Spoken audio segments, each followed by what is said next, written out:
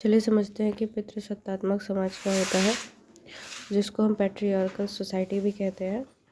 ऐसा समाज जिसमें पुरुषों की प्रधानता होती है उसे हम पितृसत्तात्मक समाज कहते हैं। पितृसत्तात्मक मतलब पिता का सत्ता में यानी कि शासन, जहाँ पे पिता परिवार में कह सकते हैं पिता का शासन, समाज में पुरुषों का शासन।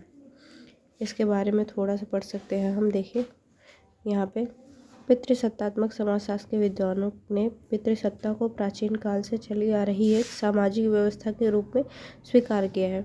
समाजशास्त्रियों के अनुसार पितृसत्ता को एक प्राचीन काल से चली आ रही सामाजिक व्यवस्था के स्वीकार किया गया है। इस व्यवस्था के अंतर्गत पिता या कोई अन्य पुरुष एक परिवार में शामिल समस्त सदस्यों की परिवार की संपत्ति एवं परिवार के अन्य साधनों का अपना संपूर्ण स्वामित्व रखता था। मतलब इस व्यवस्था के अंतर्गत पिता या फिर कोई परिवार का अन्य पुरुष सदस्य उस परिवार में सभी सदस्यों का और उस परिवार की सारी संपत्ति का और सभी साधनों पर उसका पूरा अधिकार होता था।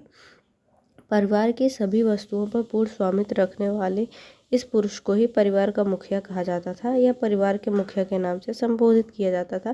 प्रत्येक वंश का नाम पुरुषों के नाम से ही आगे चलता था। कि तो इसका क्या अर्थ है कि मतलब उस परिवार में जो वो व्यक्ति होता था, पुरुष व्यक्ति, उसी को हम क्या मानते थे, सबसे प्रधान मानते थे और वंश का नाम भी उसी व्यक्ति के नाम से आगे चलता जाता था। आप आगे देखिए, ये तस्वीर है। इस तस्वीर में आप देखिए कि 3 महिलाओं को ये पितृसत्तात्मक समाज में दिखाने का प्रयास किया गया है कि महिलाओं की स्थिति उस समय में, या कह सकते पितृसत्तात्मक समाज आज भी है, पर वो उतनी गंभीर स्थिति में आज नहीं लागू होता, क्योंकि हमारी महिलाएं घर के बाहर भी निकलती हैं, स्वयं को स्वतंत्र भी करती हैं आर्थिक रूप से, और वो अब सक्षम है।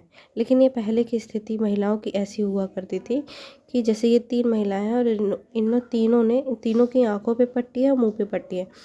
आँख पे पट्टी का अर्थ क्या है कि ये हमेशा घर में बंद रहती थी, इनको बाहर निकलने की आज्ञा नहीं मिलती थी, क्योंकि पुरुषों का शासन रहता था, तो वो जैसे चाहते थे वैसे इन्हें रखते थे। ये ना कुछ देखती थी, ना किसी भी चीज़ का विचार भी नहीं उनके मन में आ पाता था।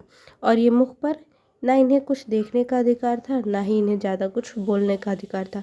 महिलाओं की स्थिति ऐसी थी कि उनको घर में रहना चाहिए, यही एक सबसे प्रमुख वहाँ का उद्देश्य था महिलाओं को लेके।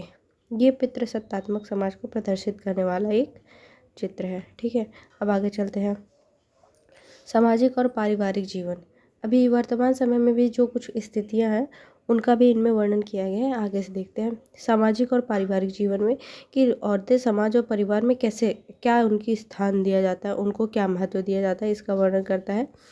तो देखते हैं कि निर्णय लेने की शक्ति परिवार में अंतिम निर्णय पुरुष ही लेता था और महिलाओं के विचारों को अक्सर कम महत्व दिया जाता था। यहाँ पे कहा है कि परिवार में जो आखिरी निर्णय होगा वो पुरुष ही लेता है। ये वर्तमान में भी कहीं कहीं पर लागू होता है, कहीं कहीं पर नहीं होता है, पर ऐसा अधिकतर होता है। इसलिए पितृसत्तात्मक समाज या व्यवस्था जहाँ भी है आज भी वहाँ यही चीज़ें होती है। गांव में यह अधिकतर है, शहरों में कहाँ कहीं जहाँ महिलाएं अपने आप को आर्थिक रूप से स्वतंत्र कर चुकी हैं, वो नौकरियां करती हैं, वो खुद का अपना अस्तित्व बना रखी हैं, तो वहाँ पे इतनी सारी चीज़ें लागू नहीं हो पाती है। और यही एक उदाहरण है कि ये समाज परिवर्तित हो रहा है, पर इसे पूर्णतः परिवर्तित होने में अभी बहुत समय लग जाएगा, ऐसा प्रतीत होता है। आगे चलते हैं। आर्थिक निर्भरता। कई महिलाएं आर्थिक रूप से पुरुषों पर निर्भर होती हैं। जैसे कि जो महिलाएं नौकरी करती हैं उनके पास तो खुद का पैसा है, पर जो नहीं करती, जो गृहिणी है सिर्फ, उनको तो निर्भर रहना ही पड़ता होगा। और यही है कि कुछ महिलाएं आर्थिक रूप से पुरुषों पर निर्भर हैं, जिससे वे घरेलू कामों में लगी रहती है और उन्हें स्वायत्तता नहीं मिल पाती। सही बात है कि जब वो आर्थिक रूप से किसी और पर निर्भर करेंगी तो अपना स्वामित्व किस चीज़ पे दिखाएंगी। जो भी बोलेंगी तो आदमी बोल देगा ना कि ये तो मैंने किया है, वो तो मैंने किया है। तो ये आर्थिक निर्भरता भी है उनकी। और तीसरा आते हैं लैंगिक भूमिकाएं। लैंगिक भूमिकाएं जैसे लिंग के आधार पर भूमिकाएं सौंपी जाती हैं। इसके लिए छोटा सा उदाहरण आप देख लीजिए कि जैसे कोई भी परिवार में छोटा सा फंक्शन भी होता है, तो जो भागने दौड़ने वाला काम, मेहनती काम होता है, फिजिकल वो सब कह देते हैं कि पुरुष करेंगे या घर के लड़के करेंगे। कि बार बार मार्केट जाना हुआ, कुछ सामान बहुत लाना हुआ, तो आदमी लोग करेंगे, पुरुष प्रजाति के लोग करेंगे। और वहीं घर का काम हो, जैसे खाना बनाना हो, नाश्ता पानी, चाय पानी देना हो, तो वो सब महिलाओं के ऊपर डाल दिया जाता है। तो ये लैंगिक भूमिकाएं भी उसी आधार पर दी जाती है कि अगर महिला है तो ये काम करे, पुरुष है तो वो काम करे। यहाँ पे जैसे नर्स महिला कहते हैं कि नर्स सेवा का काम है, वो महिलाएं ज़्यादा अच्छे से कर लेंगी, पर आज के समय में कंपाउंडर भी हो रहे हैं। इसीलिए कहा जा रहा है कि समाज अपने आप को परिवर्तित करने की ओर अग्रसर है। ऐसा होना पुरुष की भूमिका को नकारात्मक रूप दिखाता है। हाँ, जब ऐसा होता था कि तुम महिला हो, तुम घर में ही रहोगे, तुम्हारा काम नहीं है घर के बाहर जाना, तो ये पुरुष की नकारात्मकता को प्रकट करता था ये समाज। संपत्ति और विरासत। संपत्ति में पहले क्या था? अधिकार। संपत्ति का पहले कोई अधिकार नहीं था। बेटियों का अपने पिता की संपत्ति पर कोई अधिकार नहीं था। हालांकि समाज परिवर्तन होने के साथ साथ ये सारी चीज़ें हट रही हैं।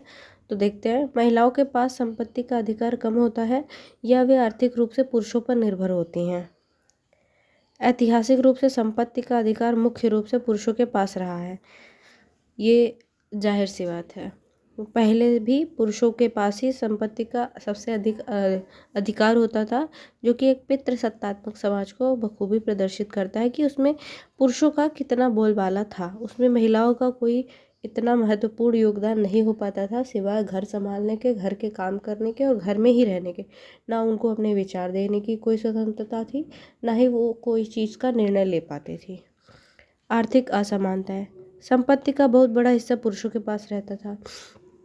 पुरुष जब प्रमुख थे, प्रमुख प्रधान था, तो वहाँ पे तो संपत्ति का सबसे बड़ा हिस्सा पुरुषों के पास ही रहता था। उसमें अब पुत्रियों का या महिलाओं का कोई उसमें स्थान ही नहीं था।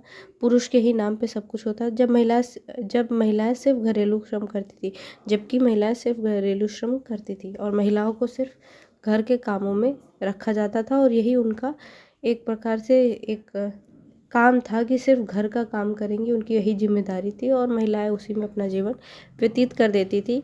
पर कुछ महिलाएं जब होती हैं जिनको ये सब चीज़ें अस्वीकार्य रही, उन्होंने इसका विरोध किया, इसी के चलते नारीवाद का जन्म हुआ। उसको हम आगे पढ़ेंगे। धन्यवाद।